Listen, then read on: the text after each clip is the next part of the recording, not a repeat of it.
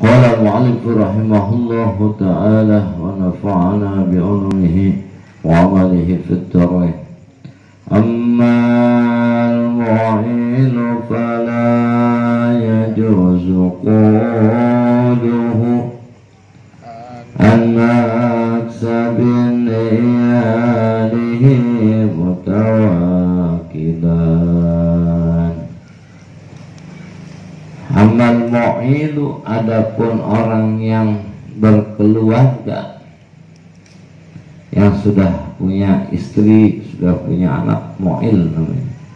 Fala yajuzu, maka tidak boleh afaquduhu, diamnya atau duduknya si mu'il, anak sabin, daripada usaha, li'iyalihi, untuk keluarganya mu'il, mutawakkilan, hanya bertawakal.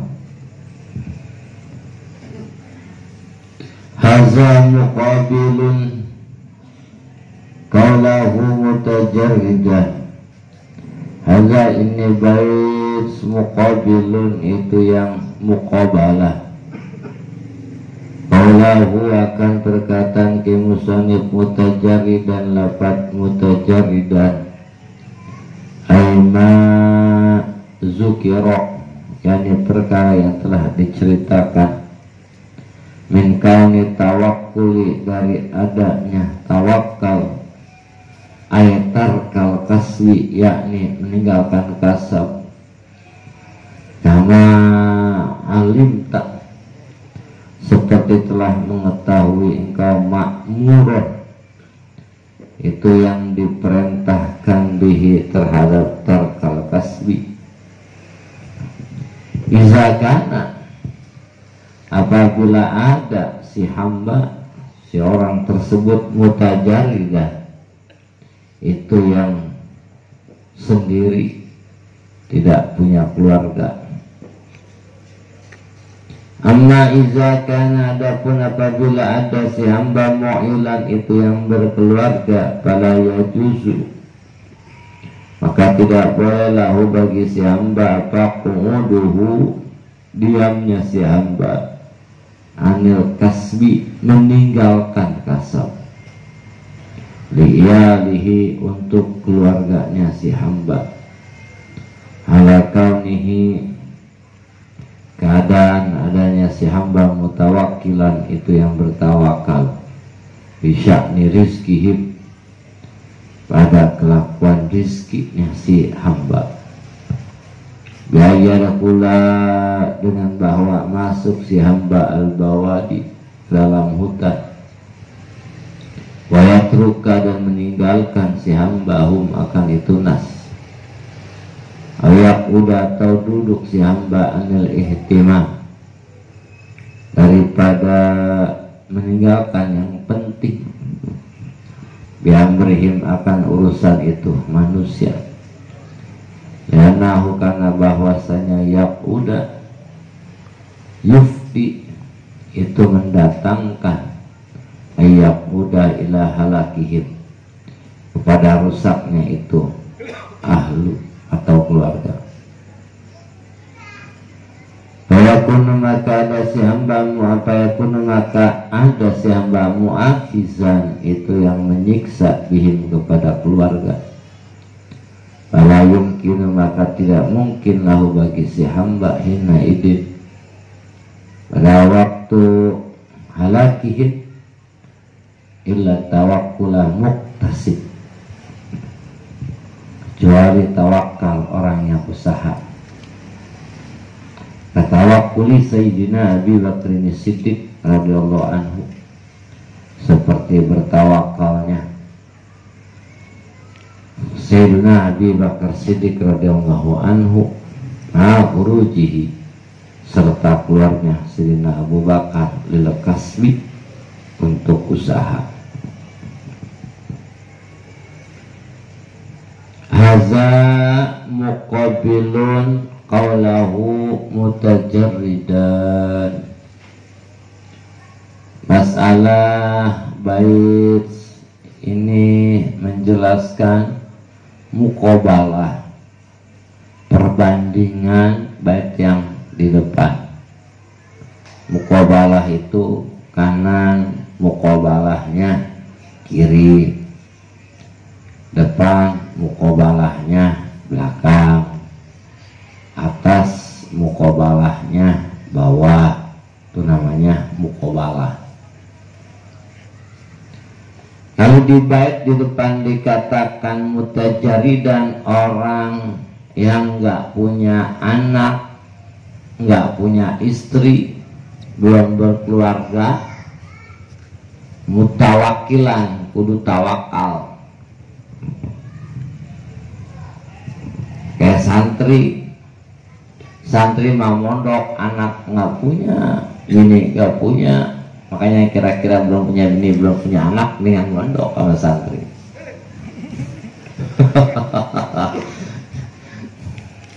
Jangan tersungki. Ini pakai tebu ngomong mendingan, kalau nggak mau ya syukur, mau ya beras berarti tambahin. Kalau pondok kudu tawakal, apalagi zaman sekarang mah zaman dulu orang tawakal mantepan zaman dulu. Zaman dulu mah tawakal emang nggak punya beras, nggak ada sawah, nggak ada kerjaan, babanya juga macul doang. Tapi orang dulu tawakal, mondok sampai ke Mekah, mondok orang dulu. Zaman sekarang kalau misalnya orang mondok nggak tawakal, ya nggak beres. Tapi dia yang mondok, tapi dia yang mikirin babanya nyari duit, lu nggak beres. Di mondok mah ya mondok aja, ngaji. Masalah entar rizki mah urusan Allah Ta'ala lewat bapaknya. Di mana ada ceritanya santri kelaparan? Nggak ada. Nggak ada sejarahnya santri sampai ceking, nggak ada di sini mah. Yang ada juga di sini mah santri gelomoh-gelomoh. Biar kata bayaran 200.000 makan sama listrik juga makan menambah. Ini nggak ada sejarahnya orang nuntut ilmu, apalagi orang yang sedang nuntut ilmu emang tanggung jawab Allah Ta'ala. Aima zukiro min kauni tawakkuli ala tarkil kasbi kama alimta ma'muron bihi izakana mutajaridan. Jadi ketika seorang hamba tidak punya anak, tidak punya istri, maka layaknya bagi si hamba tersebut adalah tawakal. Naik motor sendirian, mau sekenceng apa juga terserah. Tawakal saya mah, ya terserah. Mau nikung miring seperti apa, terserah. Nah, sendirian. Tapi ketika di belakang udah ada boncengan, oke lah, kita sih bisa aja sendiri kenceng apa, kenceng seperti apa, miring biluk seperti apa. Tapi kita harus sadar di belakang ada boncengan dan kita kudu ngimbangin yang kita boncengin. Udah nggak bisa semua kita itu mah, kudu ngimbangin yang diboncengin. Artinya ketika dia bujangan mah enak-enak aja, yang mau hidup bagaimana, mau tidur di masjid, mau tidur di musola, mau tidur di beduk, mau tidur di gobong, nggak jadi masalah. Ibu jangan mah, jawab pulang maya apa kek, nggak jadi masalah. Ya kagak punya dia juga nggak ada yang nangisin. Iya, dia kagak punya duit, nggak ada yang nangisin. Tanya apa tuh sama yang bujangan? Bang Nurdin tanya kali dia gak punya nangisin, kagak. Dia senang banget cuma. Tapi ketika kita, nah ntar permasalahannya bagaimana ketika orang itu udah punya bini, udah punya istri. Nah ini yang bait ini menjelaskan tentang permasalahan seorang laki-laki yang sudah punya keluarga, sudah punya istri. Apakah masih sama seperti waktu sendiri? Ngimbangin namanya. Tapi jangan di depan doang, ngimbangin belakang. Capek ntar yang berdepan akhirnya. yang belakang juga kudu ngimbangin yang depan. Laki doang ngimbangin bini sampai dia nyuci, Rizka nyuci. Itu kemahatan ngimbangin namanya. Kemahatan ngimbangin. Tapi bini lo kudu ngimbangin laki. Emang lakinya kerjaannya ngaji, udah jangan minta beli emas 10 gram, jangan minta pakai baju yang bermerek, yang kerudung yang ada geri-gerinya bertiga di sini, dan polos aja, jangan pakai ngajak makan di kokong. Dia mah ngaji sih doyannya, ngimbangin namanya. Nggak bisa ngimbangin enak. Oh nggak bisa, harus si laki harus punya ego. Memang laki-laki itu ego dan mau pemimpin. Perempuan itu suka cengeng, baper, dan masing-masing punya sifat. Si gula punya sifat manis, nggak usah manis lah. Kalau nggak manis bukan gula namanya. Si gula tidak bisa dipisahkan dari si manis, karena si manis itu adalah sifat gula. Si ego, si mau menang sendiri, si erosi itu nggak bisa dihilangkan dari anak laki. Sebab itu mah karakter anak laki, suka ego, suka mau menang, wajar dia anak laki. Si kopi punya sifat pahit dan nggak bisa dihilangkan dari pahit, sebab itu kopi. Kalau udah nggak pahit bukan kopi namanya. Si perempuan nggak bisa dihilangkan dari sifat cengengnya, sifat bapernya, sifat capernya, nggak bisa. Kalau udah nggak begitu udah bukan perempuan. Yang terpenting itu bukan berarti harus menghilangkan manis dari gula, harus menghilangkan pahit daripada kopi, tapi yang terpenting adalah keseimbangan. Harus ketika kopi sebanyak itu, harus seberapa banyak gulanya. Ketika gula dan kopi sebanyak itu, harus seberapa banyak airnya, kan? Ketika gula sebanyak itu, harus seberapa banyak kopinya. Ketika kopi dan gula sebanyak itu, harus seberapa banyak airnya. Ketika ada keseimbangan gula dan kopi dan airnya, mantap itu. Mantap rasanya nih, Pak. Kebanyakan gula, kolok kopi namanya.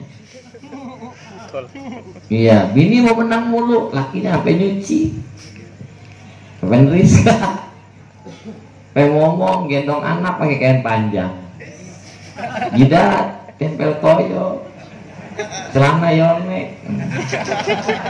Parah bener. Itu kebangatan ngimbangin namanya. Sudah kebangatan ngimbangin, itu gulanya kebanyakan itu.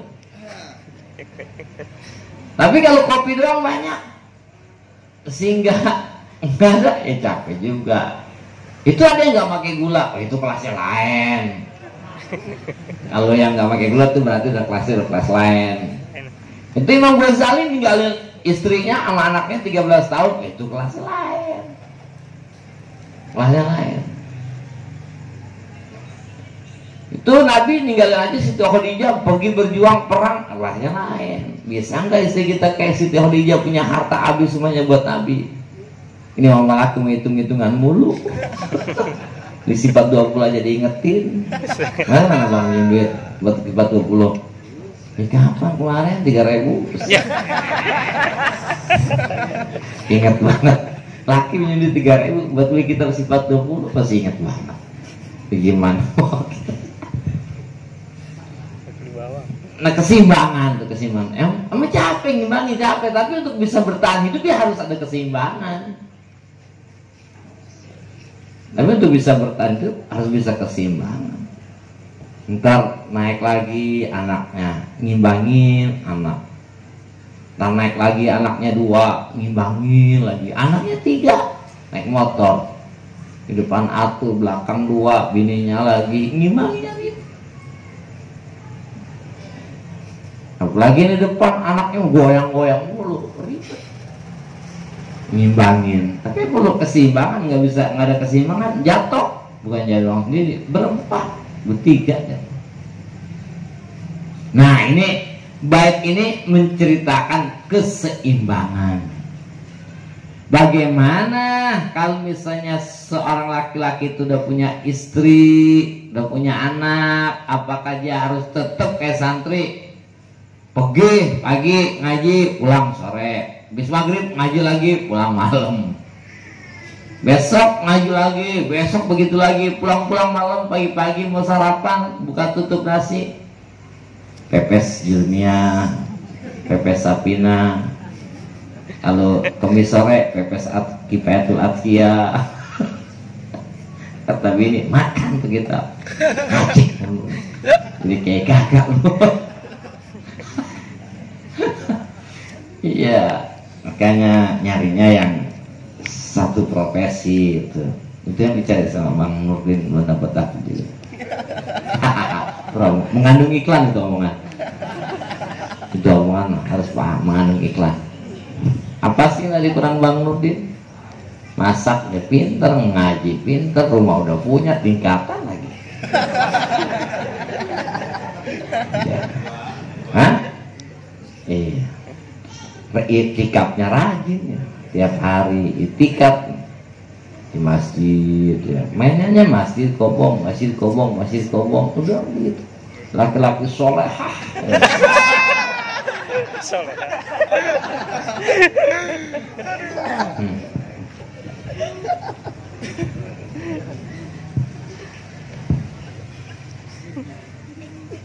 Nah, sini katakan amma iza kana mu'ilan, adapun apabila ada seorang laki-laki mu'ilan, punya istri, punya anak, fala yajuzu lahu qu'uduhu anil kasbi, maka tidak boleh baginya duduk meninggalkan kasab.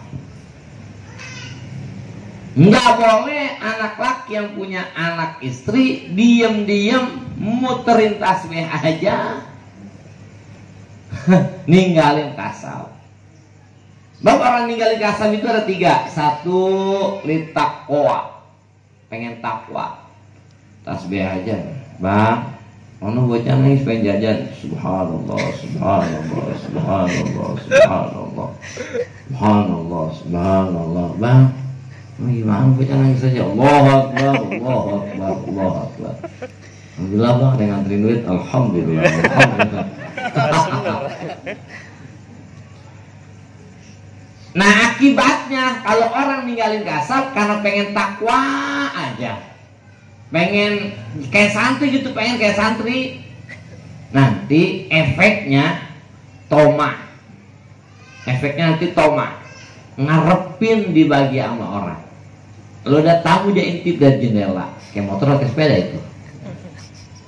Kalau tamu mau pulang, tangannya yang diliatin, kagak ngepol sekali orang tamu itu. Tuh efek dari ninggalin kasab gara-gara pengen mau ibadah aja, tinggalin kasab, anak tinggalin, bini tinggalin. Berarti hukumnya seperti jamaah kurus, ya kamer belum ada jamaah kurus, ya RCTI orang celana tinggi. Ya kalau keluar tuh sebulan anak tinggalin, bini tinggalin, nggak kasih nafkah, ya doraka. Enak ambil keluar aja, celananya pakai sekarang yang ganti. Itu namanya tarkul kasbi, efek daripada orang yang ninggalin usaha karena pengen takwa aja, karena pengen ibadah aja, ninggalin usahanya. Makanya kalau Mama Khoir dulu itu suka ngajarin, pagi-pagi suka ngikutin wajangan Mama Khoir, nanam cabai, nanam bawang, nanam tomat, pagi-pagi di galengan empang. Apa kata Mama Khoir? Lain aing teu mampu beli, bukan gua nggak mampu beli. Aing mah nyontohan ka sia sing rajin jadi santri mah. Gua mah nyontohin nama lu biar rajin jadi santri mah. Jadi santri mah biar rajin. Kudu ada yang kita peletak-peletik, apaan kek kita kerjain. Tanam apaan kayak kita tanam, bayam, kangkung. Kalau sekarang Jakarta mah nyering yang lagi rame pohon pohon red Sumatera kita tanam, janda bolong. Nurdin nyari nggak ada. Biar rajin. Saya dulu itu dikata gitu sama Kiai, makanya dulu saya punya MH Flower, punya namanya Kamboja apa, Antorium baris banyak. Orang-orang nggak punya anak pesen Kiai, kudu ada usaha. Zaman batu ikut, yang batu apa? Sampai orang sekarang itu orang Palmer sama saya kenanya tukang bingkai saya mah. Bang dulu suka belanja bingkai, berapa batang, kain kanvas belanja. Semuanya batangan bikin sini. Kudu usaha, kudu ada, bukan berarti. Nah, katanya kudu tawakal. Orang tawakal itu bukan berarti nggak usaha. Orang tawakal itu dia tetap kerja, tapi dia nyendernya ke Allah. Contoh orang tawakal seperti apa sih? Gini, yang gampang lah. Kerja aja di kantor. Jam 12 dia udah benar. Laptop dia tutup, kasih rapin. Kata bosnya, lu kemana? Kalau Jumat bos. Kerjaan lu udah rapi? Belum bos, tar aja bos, habis Jumat. Udah rapi kerjaan lu, sholat lagi lu. Kerjaan belum rapi udah sholat Jumat. Lu terusin sholat Jumat, gue pecat lu. Saya iya, kalau gua berhenti gimana ini? Karena minggu gimana? Kalau gua sholat Jumat gue dipecat. Enggak jadi dah, enggak tawakal namanya. Berarti dia punya keyakinan yang ngasih rezeki si bos. Kalau orang tawakal begini, mau kemana? Sholat Jumat bos. Dalam itu belum bos, taruh jam 1. Udah selesai, nggak usah sholat Jumat. Bos, saya sholat Jumat kewajiban saya. Ya kamu saya pecat, ya nggak apa-apa bos. Gitu. Karena dia berpikir, oh yang ngasih rezeki Allah bukan dia.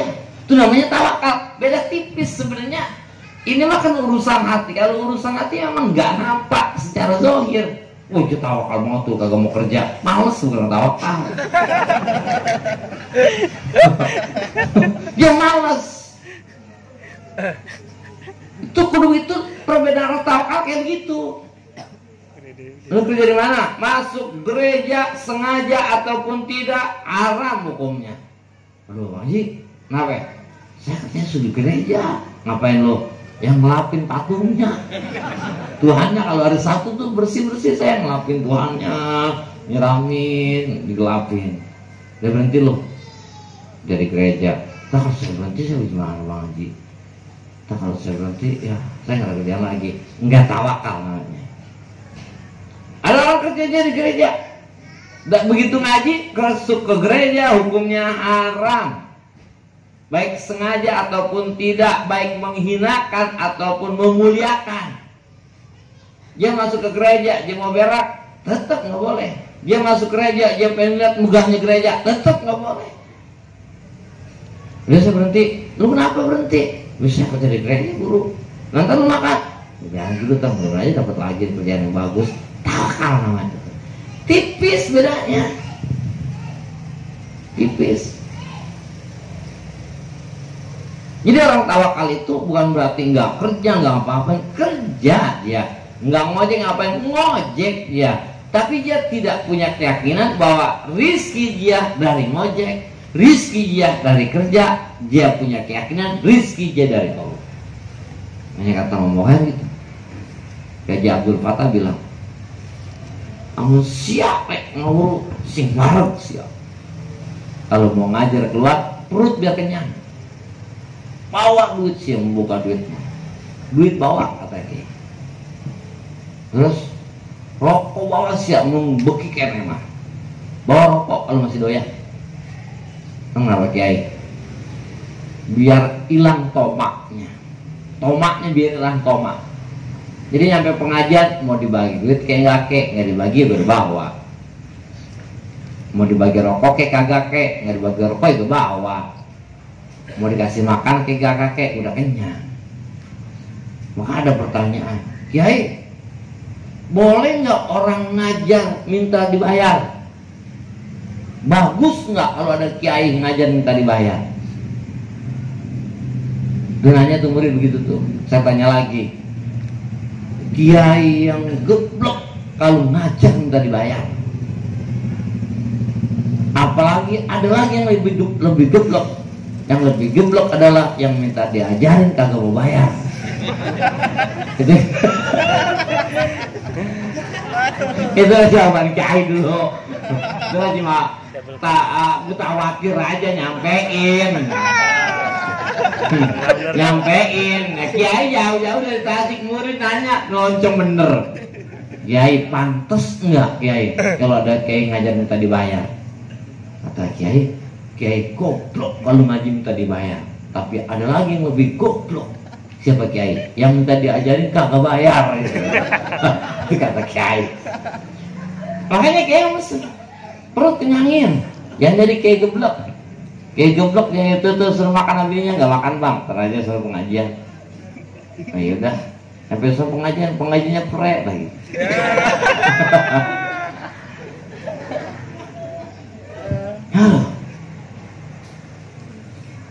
Kata kiai, udah dapet amplop jangan dibuka, masukin aja ke tas. Dapat masukin tas yang sudah diintip, ntar nggak ikhlas. Kalau gede, lu nya tomak ntar, berharap bisa dipanggil lagi. Kalau kecil, lu nya kesel. Udah rawi, berjanji, baca saman, baca yasin, 100.000. Nah udah nongol.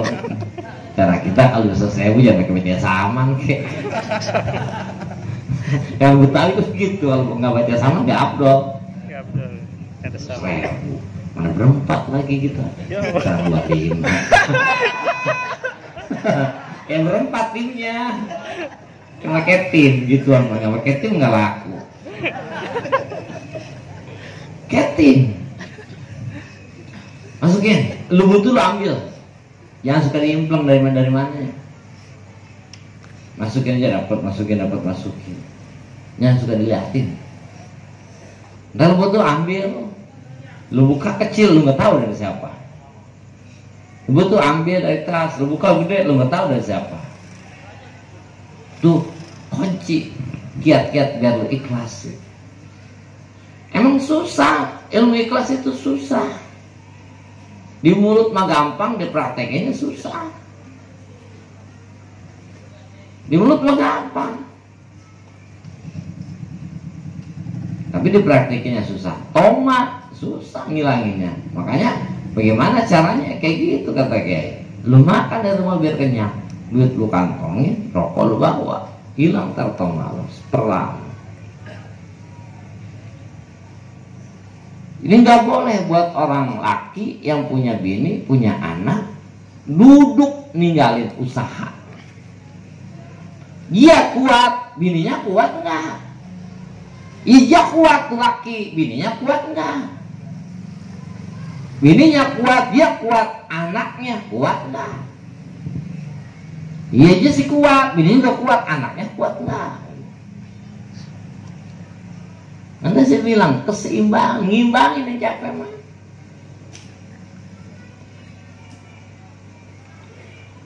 Satu tuh, orang ninggalin usaha karena pengen takwa. Kedua, ninggalin usaha karena takut panas.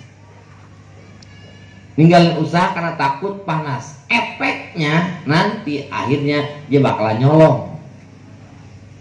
Nyolong mah adem, orang malam. Tapi ini memang ada di kitab Qomil Tugan seperti itu. Kenapa sih orang ninggalin usaha? Ada 3 sebabnya. Tadi karena pengen wiridan aja, nanti efeknya adalah toma, ngarepin dibagi sama orang. Yang kedua, orang ninggalin usaha karena takut panas, efeknya nanti nyolong. Kenapa nyolong lu? Bini saya pak, udah 3 hari nggak makan. Ya lu nggak mau kerja, nggak ada kerjaan pak, lu nggak mau nyari. Itu kan aja nggak mau kerjakan karena males kan, karena nggak mau panas. Kenapa lu nyolong? Mana pak, saya butuh. Coba aja usaha. Ya pak, zaman sekarang nyari duit aja yang halal, yang haram aja susah pak. Apalagi yang halal. Ya yang haram dari dulu susah. Nyari duit yang haram dari dulu susah.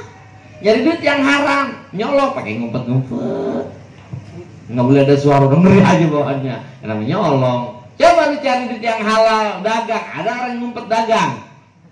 Iya dagang, ngumpet ada. Nggak ada yang mau nyari tempat rame. Ayo.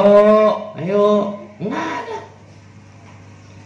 Orang Orang jual barang yang haram, ngumpet, mojok, nguri, nyari yang haram. Coba lu cari yang halal, ada yang ngumpet-ngumpet? Nggak ada. Nyari yang haram aja susah, apalagi yang halal. Yang haram memang susah, yang halal mah gampang. Coba apanya? Yang haram yang gampang apaan? Nggak ada. Nanam ganja coba. Ngumpet udah di mana? Harus ketahuan aja. Coba lu nanam kangkung, nanam cabe. Ini nggak pakai ngumpet-ngumpet. Jadi yang haram memang susah, nyari duit yang haram mah susah. Bilang mah udah susah, tapi orang masih mau aja. Kalau nyari yang halal mah gampang. Gampang nyari yang halal. Jadi jangan jadi alasan. Itu yang kedua tuh. Orang ninggalin usaha karena takut panas. Nanti efeknya nyolong. Yang ketiga, orang ninggalin usaha karena males. Efeknya nanti akibatnya bakalan minta-minta. Ada akibat, ada sebab, ada akibat. Kenapa dia kepedesan? Makan sambal. Kalau orang makan sambal, efeknya akibatnya kepedesan. Kenapa dia tidur kedinginan? Nggak pakai baju. Kenapa dia bisa toma itu ngarepin tamu mulu? Karena dia ninggalin usaha karena pengen kayak dikata ustad. Iya, kayak dikata ustad ya. Kenapa dia nyolong? Karena dia nyari duit takut panas. Kenapa dia minta-minta? Karena dia males kerja mah. Capek kerja mah, males gua. Makanya minta-minta. Nah, doang udah. Itu efeknya. Nah, orang yang usaha pun ada 4. Satu, ada yang wajib usaha. Buat anak istri, buat mencukupi nafkah. Wajib tuh usahanya. Wajib. Yang kedua, ada yang boleh. Boleh. Mana boleh? Buat nafkah udah, buat kecukupan anak udah, buat istri udah, tapi pengen lebih buat sedekah, pengen lebih buat berbagi, maka dia kerja, boleh masih nyari duitnya. Masih duitnya masih boleh. Sunnah tuh nyari duitnya. Sunnah nyari duitnya karena dia pengen ada lebih. Yang ketiga, boleh. Wajib, sunnah, boleh. Nafkah udah ada, buat sedekah udah ada, tapi dia pengen buat nginep di villa gitu. Dia pengen kayak orang-orang. Kalau tanya dari mana sih? Dari villa. Gimana sih rasanya? Gak kata gimana kali villa. Itu sampai villa kan gini doang tadi mah. Gue bawa sak air aja, gue tadi bawa penjambu, pakai kipas angin dah tuh enak, pakai bak mandi. Gue kata kali bagaimana? Pengen tuh dia punya mobil, pengen buat sedekah udah, tapi pengen punya mobil, masih boleh dia usaha, boleh masih usahanya. Keempat, ada yang haram usaha. Buat nafkah udah, buat berbagi, buat sedekah udah, buat pengen dapat kenikmatan udah, tapi pengen sombong ya. Oh, bikin nih, gue beli mobil yang pintunya 2. Maman aja, Maman sama Cecep nih punya mobil pintu 2 kagak sombong. Bos Maya mobilnya pintu 2 berapa biji? Kali pernah sombong. Losbak. Losbak pintunya berapa? 2. Bukan itu guru yang itu guru tuh yang ceper habis. Pintunya kan 2. Ferrari itu guru. Oh, dia pengen mengatakan kalau misalnya saya punya gituan, nggak pakai-pakai, saya mah segerung-gerungin orang. Dia pengen punya harta lebih, pengen sombong, haram. Usahanya haram udah. Usahanya udah haram. Saya pengen punya itu guru tuh batu yang jamrut. Kalau dia, kalau kita lagi ceramah kena lampu, seret.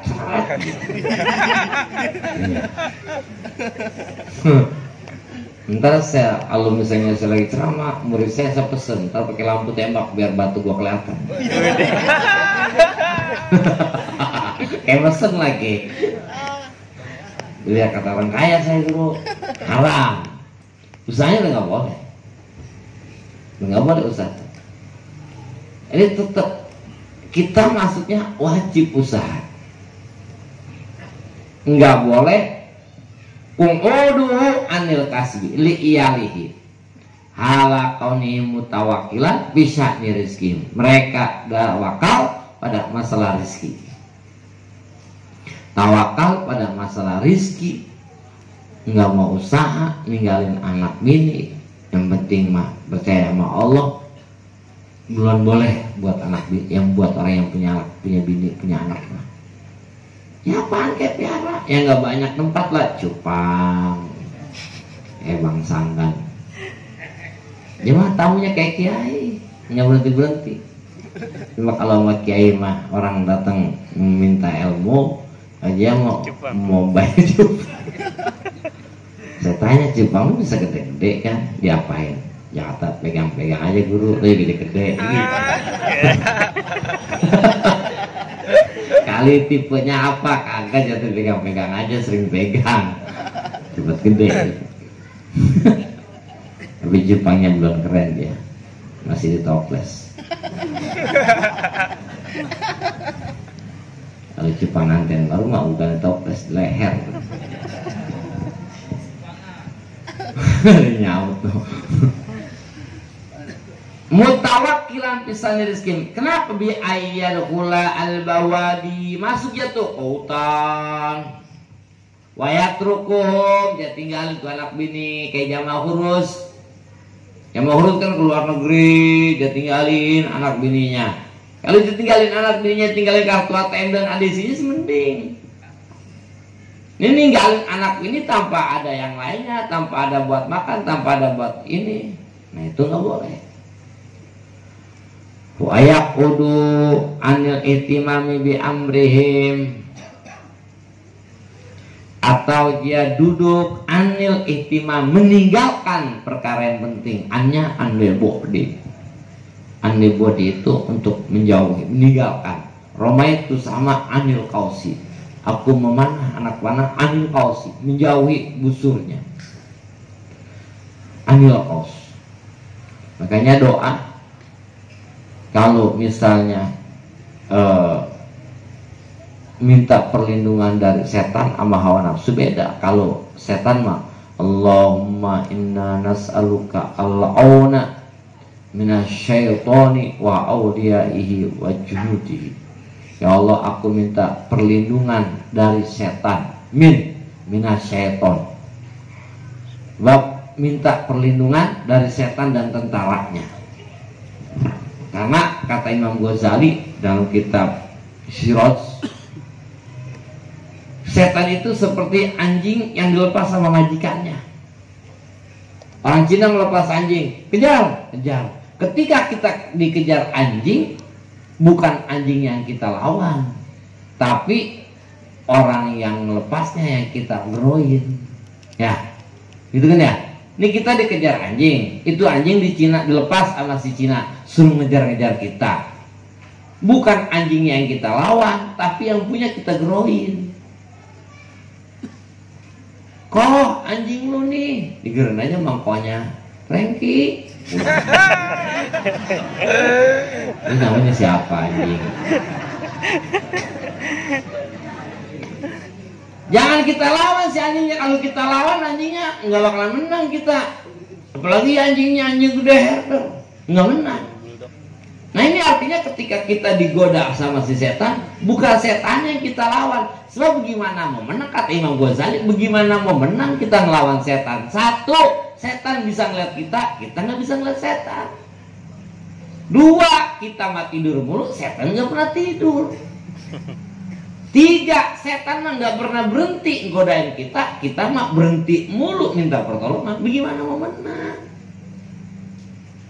Makanya kalau kita pengen selamat dari setan, bukan setan yang kita lawan, kita Imam Ghazali, tapi minta perlindunganlah sama zat yang melepas si setan itu.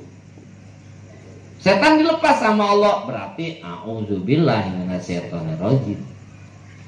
Itu setelah setan, makhluk paling durhaka, makhluk paling lawan sama Allah, tapi ketika dia minta sama Allah, ngedoa, diijabah sama Allah.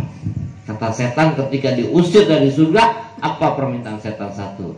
Ya Allah, berikan saya waktu, jangan matikan saya saat ini.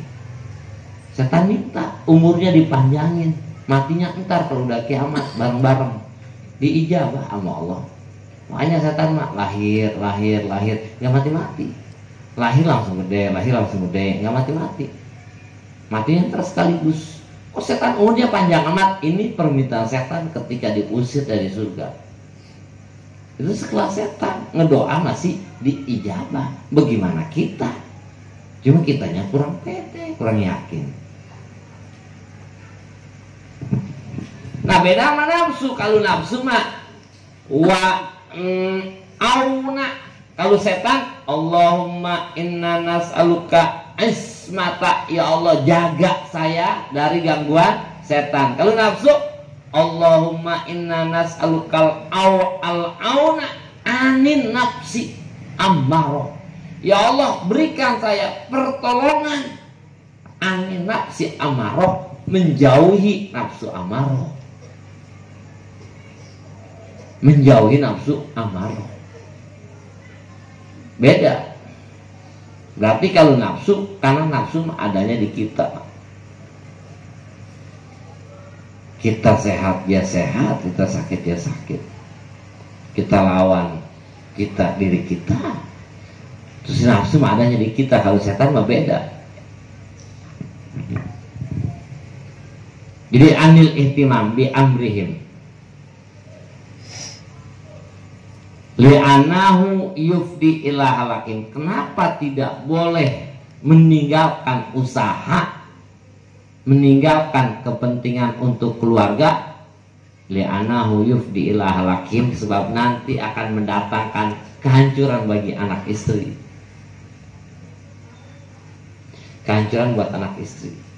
Akhirnya anak lantar, istri telantar. Ini udah usaha apa aja itu mah. Nggak boleh. Orang tawakal itu bukan berarti nggak usaha. Orang tawakal itu usaha, tapi ia tidak bersandar kepada usahanya. Orang tawakal tuh. Orang tawakal bukan berarti nggak berobat.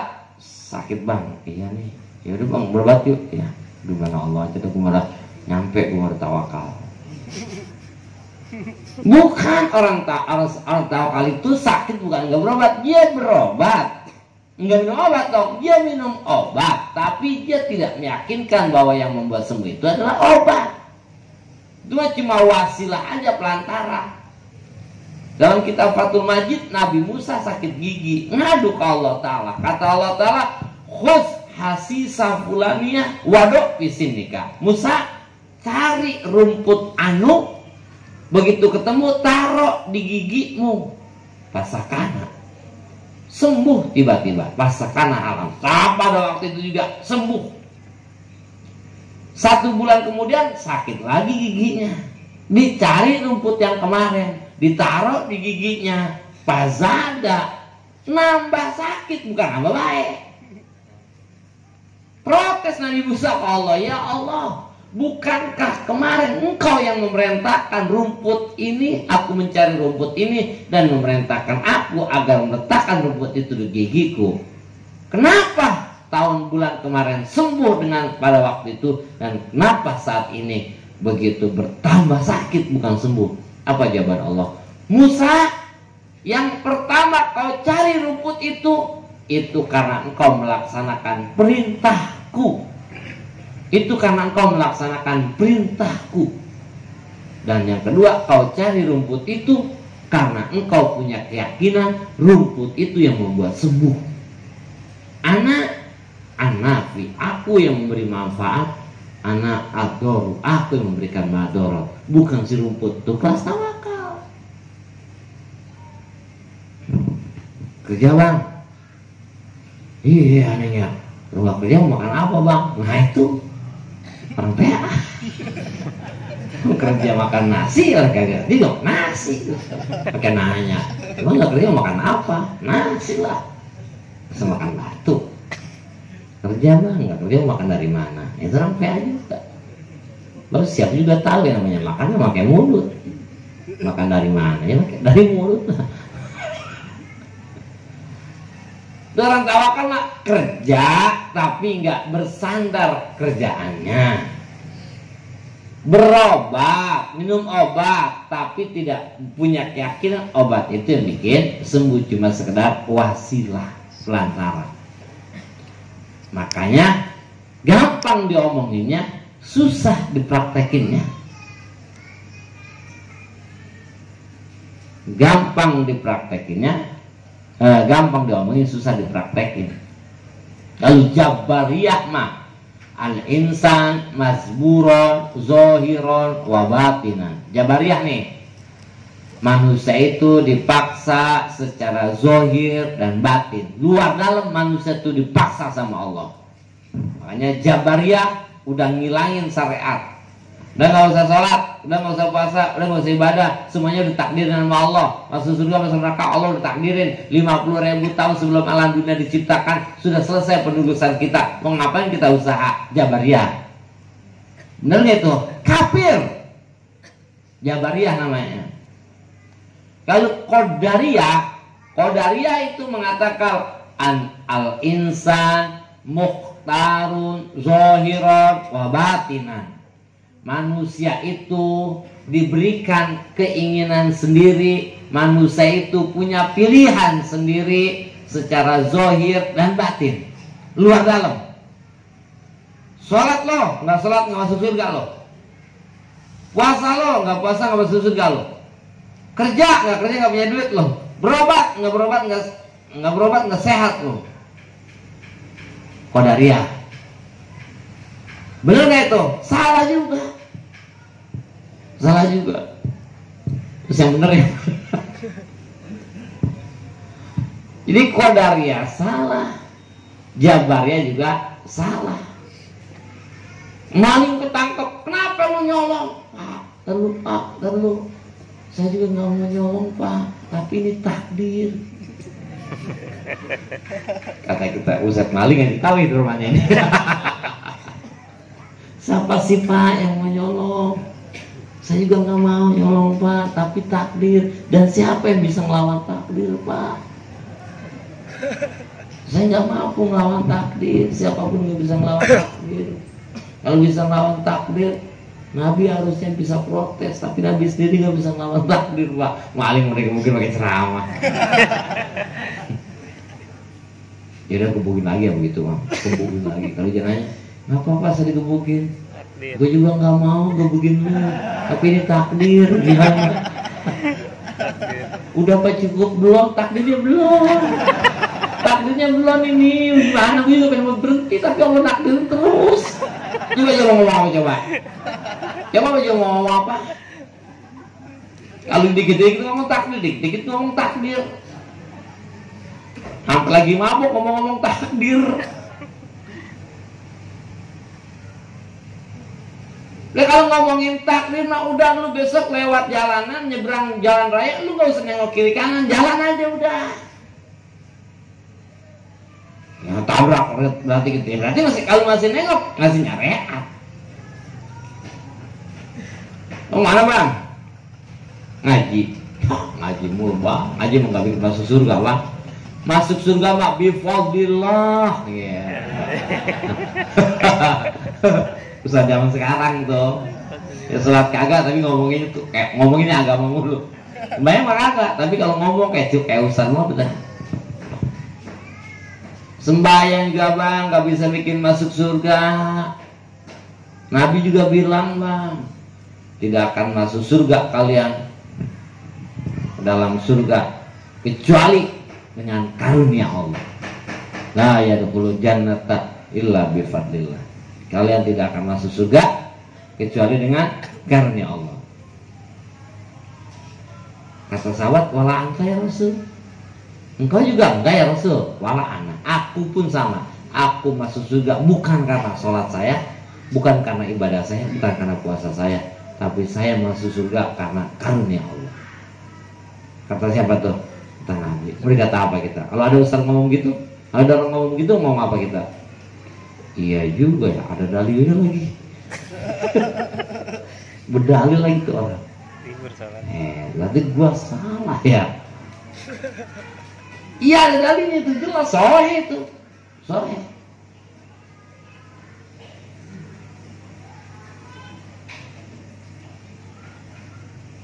Dijelas. La yukallifullahu apa namanya? La yusibana qul la yusibana illa ma kataballahu lana huwa maulana walallahi falyatawakkalul. Qul, katakan oleh Muhammad, la yusibana, tidak ada yang kena kepada kita, yang baik, yang jelek, rizki apapun itu, illa ma kataballahu, kecuali yang sudah ditulis sama Allah. Bang, lo mau kerja kemana juga emang takdir lu, tulisan lu segelas. Biar kata lu mau ngaji siang malam ilmu lu segelas bang. Qul la yusibana, enggak dapat apa-apa. Iya ya, berdalil lah gitu. Udah mau ngaji pray lagi besok. Nggak ngaji lagi bang. Ya guru, kata teman saya gimana guru ya? Ngaji mau nggak bikin masuk surga sih. Bener atau salah? Bener nggak? Qul la yusibana, tidak ada yang kena kepada kita illa ma kataballah, kecuali yang ditulisin sama Allah. Berarti 50.000 tahun sebelum alam dunia diciptakan, penulisan tentang kita udah rapi semuanya. Udah, kita kaya, kita miskin, kita pinter, kita bodoh, kita bahagia, kita celaka, surga neraka, udah beres semua. Tapi kita harus tahu, tapi kita harus sadar, di ayat lain ada kalimat gini, udkhulu jannata bima kuntum ta'malun. Udkhulu, masuklah kalian al jannata, ke dalam surga, bima kuntum ta'malun, dengan sebab apa yang kalian kerjakan. Berarti ini Quran nih. Berarti masuklah ke dalam surga karena sholat kalian, masuklah ke dalam surga karena ngaji kalian, masuklah ke dalam surga karena baca Quran kalian. Ini benar ya? Itu Quran tuh. Itu Quran. Tadi mah apa? Hadis. Mana yang benar? Benar semua. Benar semua, sedangkan Nabi wa ma yantiqu anil hawa illa wahyun yuha, Nabi tidak pernah mengatakan sesuatu kecuali apa yang dikatakannya wahyu dari Allah. Berarti firman Allah, udkhulul jannata bima kuntum ta'malun, masuklah ke surga dengan sholat kalian, dengan ngaji kalian, dengan ibadah kalian, firman Allah. Kata Nabi, kalian tidak akan masuk surga kecuali dengan karunia Allah, itu pun dari Allah. Qul la yusibana, bang, lu kerja kemana-mana juga tetap aja tulisan lu mah susah juga. Lu berobat ke Singapura juga bang, Olga aja sampai keluar negeri tulisannya mati no. Julia Perez aja sampai keluar negeri emang tulisannya mati, apalagi lu cuma ke puskesmas. Gimana sih? Berobat ke puskesmas aja berapa banget. Ya bang, yang keluar negeri gak tulisannya mati. Qul la yusibana illa ma kataballah. Tapi di ayat lain Allah bilang, innallaha la yughayyiru ma biqaumin hatta yughayyiru ma bi anfusihim. Allah nggak bikin lu sehat kecuali lu berobat. Allah nggak bikin kita punya duit kecuali lu kerja nyari duit. Allah nggak bikin kita ngerti kecuali lu belajar sana biar pintar. Allah nggak bakalan masukin kita ke surga kecuali kita ibadah. Ini menurut otak kita, bentrok gak tuh ayat? Hah? Menurut otak kita, kata ayat yang tadi, orang kerja, rizki, jodoh udah tulisannya. Kata ayat yang ini, innallaha la yughayyiru ma biqaumin, kalau lu pengen kerja, punya duit, lu kerja. Kalau pengen sehat, lu berobat. Lu pengen pintar, lu ngaji. Kata ayat innallaha la yughayyiru ma biqaumin. Kata ayat kula yusibana, emang tulisan lu sakit, lu berobat kemana juga tetap sakit. Emang tulisan lu susah, lu usaha apa juga tetap susah. Emang tulisan lu bodoh, lu ngaji kemana juga tetap goblok. Menurut otak kita ini mah betrok nggak tuh? Betrok ya? Dia menurut otak kita. Kata Nabi, ini kata Allah berfirman, udkhulul jannata bima kuntum ta'malun, sono masuk surga karena ngaji kita. Kalau pengen masuk surga, sholat. Kalau pengen masuk surga, ngaji. Kalau pengen masuk surga, biar rajin baca Quran. Ini namanya udkhulul jannata bima kuntum ta'malun. Tapi Nabi bilang, orang masuk surga bukan karena sholatnya, bukan karena ngajinya, tapi karena karunia Allah. Bentrok kan nih menurut otak kita? Bentrok menurut otak kita. Nah, ini yang perlu kita pahami. Ayat yang sebelah sini namanya ayat syariat. Udkhulul jannata bima kuntum ta'malun. Masuklah ke surga dengan sholat kalian, dengan puasa kalian, dengan ngaji kalian. Syariat namanya. Kalau pengen kerja, pengen punya duit, lu kerja. Pengen sehat, lu berobat. Innallaha la yughayyiru ma biqaumin, ayat syariat.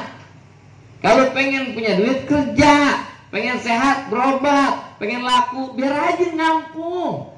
Foto tuh tempel di tiap tiang listrik gitu. Ini diedit tuh pipit tembem mata jeli gitu. Begitu COD. Lah, udah amat ini. Nggak edit foto. Oh, ternyata dieditan semua. Ini syariat nih. Pegang nih, ini syariat.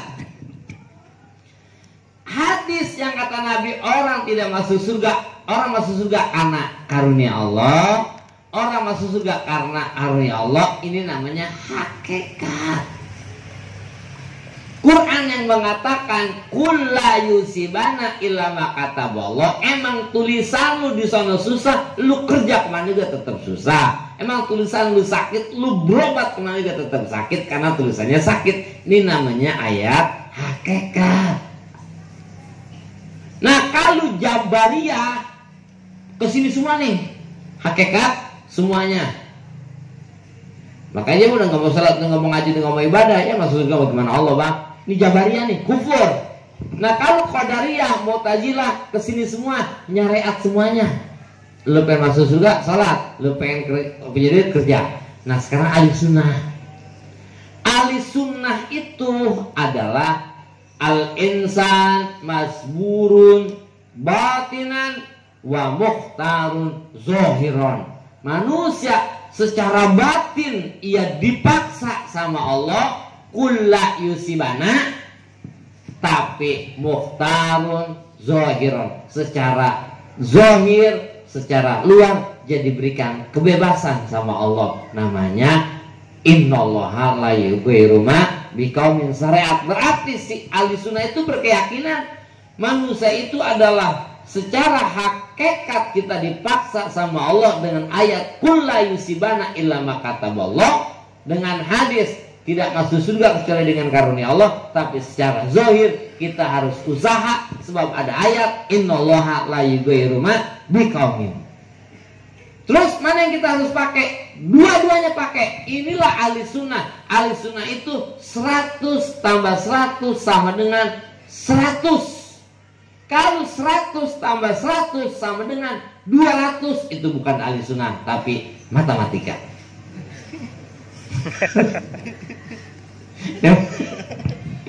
Kalau 100 tambah 100 sama dengan 200, itu bukan ahli sunnah, tapi namanya matematika. Kalau ahli sunnah 100 tambah 100 sama dengan 100, maksudnya 100% hakikat, biar yakin nih kuat di hati. Tawakal itu namanya 100% usaha, kerja biar full 100%, hakikat biar full 100%, maka hasilnya 100. Tawakal mah udah 100%, tapi nggak mau kerja, PA namanya tuh. Berarti Bang, makan tenang apa neng, ya Allah lu ribut banget. Rizki mah diatur sama Allah. Cecek aja nggak warung nggak mau jek makan. Apalagi kita tenang aja, pejem-jem banget ya. Tenang, gua lagi belajar tawakal sama Allah nih. tapi nggak mau ngapa-ngapain, kafir, Jabariyah. Usaha apa aja kerjain, pagi-pagi nganterin majalah, jam 6 dagang gorengan, jam 8 pergi ke pabrik, jam 5 dagang gorengan lagi, malam dagang nasi goreng. Tapi kagak kayak juga, Bang. Doa apa, Bang? Kita mau usaha, kita doa, kita minta kepada Allah Ta'ala. Pokoknya kita hidupnya bagaimana kita, bukan bagaimana Allah. Kafir lagi, Qadariyah namanya. Yang benar gimana? Usaha, doain neng ya. Usaha sambil jalan usaha, sambil jalan tawakal. Jadi ahli sunnah itu syariat 100%, hakikat 100%. Mana? Syariat kudu di mana? Syariat kudu di mulut dan di badan. Syariat tuh omongin. Tuh ngapa aja ya, susah banget. Lagi nggak mau kerja, mau tidur mulu. Mulut tuh. Tuh ngapa aja kayak amat ya? Ya dia orang dagangnya juga dia mah semangat, dia mah tawa apa namanya usahanya semangat, modalnya gede, makanya untungnya gede. Nah dia mancing kakap pakai cumi, makanya dapat kakap. Lo mancing kakap pakai cacing, ya, paling bujair dapat. Mulut omongin. Tuh ngapa dia sakit ya? Ini begadang mulut. Tuh ngapa jadi bunuh ya? Emang musuhnya banyak banget. Mulut. Tuh ngapa aja apa namanya kagak bocah goblok amat ngaji ya, lagi tidur mulu di pondok. Mulut. Tuh bocah pinter amat ya, ya dia apa aja ngapalin. Mulut, syariat namanya omongin. Lu ngapa pakai berobat bang badan? Syariat namanya. Tapi tawakal bagian di hati, taruhnya di hati, jangan dibalik. Mulut buat hakikat, hati buat syariat, acak-acakan hidup udah. Bang, itu ngapa aja ya, mati ya, dibunuh. Ya habis takdir gimana? Habis tuh. Apa nggak ngomongin? Baru nyampe situ. Endingnya udah habis. Udah habis tuh. Itu namanya hakikat diomongin. Terbalik jadinya. Tuh ngapa bocah geblok banget dia. Yang takdiran gitu mau apain? Habis dah. Salah. Salahnya bagaimana? Lu hakikat bukan buat diomongin, hakikat buat diyakinin. Mulut mas syariat. Bang, apa bang ya? Abang kerja dipecat. Ya habis nih takdir gimana? Sudah blok. Kata bininya, bego, gue mau apaan? Apaan gue mau bahas? Gue ngomongin takdir. Iya, kata bininya, gue mau ngebahas apaan? Tapi dia udah finish duluan. Ya harusnya diomongin syariat baru ada. Kalau hakikat harus dibicarakan, nggak ada hukum kisos. Kenapa dia dibunuh? Kata Nabi, bunuh lagi karena dia ngebunuh. Apa ada sahabat yang protes? Ya Rasul, kan udah takdir. Nggak ada. Ngebunuhnya sengaja apa nggak sengaja? Sengaja ya Rasul. Kisos, diatnya Mughaladzah 100 bagi 3, 30 onta 4 tahun, 30 onta 5 tahun, 40 onta hamil. Dan harus tahun itu juga. Dan harus dari harta dia. Ngebunuhnya sengaja apa nggak aja? Nggak sengaja. Nggak sengaja si Rasul lagi bercanda pakai sabulidin mati. Namanya Khoto'u Mahdin. Sengaja tapi seperti sengaja, udah nggak niat ngebunuh gitu, lagi bercanda pakai karet mati. Nah itu sama, itu nggak kisos tapi wajib bayar denda 100 onta dan diat mukhafafah 100 bagi 5. 22 tahun, 23 tahun, 24 tahun, 20 terus bagi 5 dan itu 1 tahun. Terus sengaja apa kagak? Ya lagi bakal burung Rasul, aja lewat mati. Nah itu juga nggak kisos. Kalau ada hukum syariat hakikat diomongin, udah nggak ada hukum kisos. Itu apa jadi bunuh? Takdir ya Rasul, habis. Kalau hakikat diomongin, nggak ada hukum potong tangan. Kenapa dia mencuri? Berapa mencurinya? 1/4 dinar. 1/4 dinar itu 1 dinar 4 gram. Berarti kalau 1/4 dinar 1 gram. Kalau orang mencuri seharga 1 gram emas, potong tangan. Tapi mencurinya, mencuri motornya di mana? Mencuri motornya di jalanan Rasul, nggak potong. Sebab kenapa? Orang wajib potong tangan. 1, kalau dia nyolongnya lebih dari harga 1 gram emas. Keduanya di hijru misli. Hijru misli itu di tempat yang layak. Motor ditaruh di garasi, sapi di kandang, duit ditaruh di dompet. Kalau sapi ditaruh di garasi terus dicolong, salah yang naruh, ngapain sapi ditaruh di garasi? Bau garasi bukan buat sapi. Gitu. Nggak potong tangan tuh nggak. Berarti nggak dosa. Dosa. Tapi nggak potong tangan. Kalau motor ditaruh di kandang sapi, terus ada yang nyolong, nggak potong tangan yang nyolong. Kata yang nyolong, lah, saya kenapa dipotong tangan? Abang sendiri salah, ngapa motor taruh kandang sapi? Ya abang buka 40 ribu ya. Kata yang punya, lah nggak jadi ustad ini. Pantesan, barang gue hilang mulu. Dia ngaji duluan. Jadi pisahin. Jadi kalau ini biar ngerti antara hakikat sama syariat. Biar ngerti, kalau ngerti baru oh iya. Kalau nggak ngerti nggak ada titik temu. Makanya dulu ada mengatakan Nabi tidak dijamin masuk surga. Lu pakai hadis yang mana? Kalau hadis tentang bicara hakikat, memang dikatakan seperti itu, siapapun tidak akan masuk surga kecuali dengan karunia Allah. Sehingga sahabat bertanya, wahai ya Rasul, kata Nabi, aku pun tidak masuk surga karena amalku. Itu bicara hakikat. Jadi biar paham, jadi ahli sunnah itu 100 tambah 100 sama dengan 100. 100% hakikat, 100% syariat. Kalau 100 tambah 1 sama dengan 100, itu bukan ahli sunnah, namanya matematika. Jangan dipaksain. Kalau dipaksa sesuatu, ada yang bisa dipikirin, ada yang nggak bisa dipikirin. Kalau udah nggak bisa dipikirin, nggak usah dipaksa, ngeblank kita. Allah itu berbeda dengan semua makhluk. Jangan dipikirin. Dipaksain, ngeblank kita, hack. Kucing itu nggak bertanduk. Jangan dibayangin. Ngapain? Kucing kalau ada tanduknya lucu aja. Begini. Yang PA namanya. Enggak, udah jelas kucing itu enggak bertanduk. Maka jangan dibayang-bayangin. Kalau orang ngebayangin tanduk kucing, bukan orang pintar, orang bodoh namanya. Kenapa? Sesuatu yang tidak mungkin dibayangin.